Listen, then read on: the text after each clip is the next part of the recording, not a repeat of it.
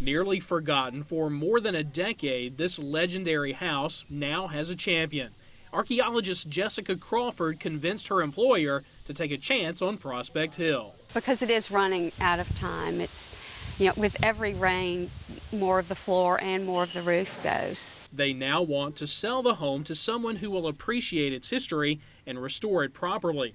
In the meantime, Jessica will tend to the house and look after its only resident. This is Isaac, a holdover from the last owner. He was born in Prospect Hill and was here alone until Jessica showed up. I looked to the left and there was this peacock standing in there, and he was standing in the sunlight, and he just really looked beautiful, and I thought, well, that's the prettiest thing in there. Isaac is named after the man who established Prospect Hill. Captain Isaac Ross was a Revolutionary War veteran from South Carolina. He settled here in the early 1800s. Captain Ross died in 1834. After his death, he wanted all of his slaves to be freed. He wanted Prospect Hill to also be sold, and the money from that sale was to help those former slaves immigrate to American colonies in Africa.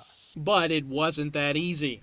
Ross's grandson challenged the will, and the case lingered in the court system for years. Ultimately, the Mississippi Supreme Court ruled in favor of upholding the will, and Ross's plan to free his slaves and provide passage to Africa was put into motion in the 1850s. They did, however, make it to Liberia and to the Mississippi colony there. The grandson would later buy back the plantation at auction and rebuilt Prospect Hill in 1854.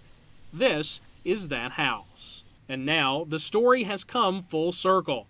In 2011, a reunion more than 150 years in the making took place on a chilly November day at Prospect Hill.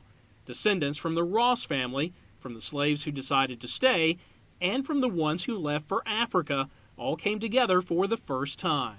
There was not really a dry eye out here. Also there that day was Isaac, proudly presenting his home to the guests assembled.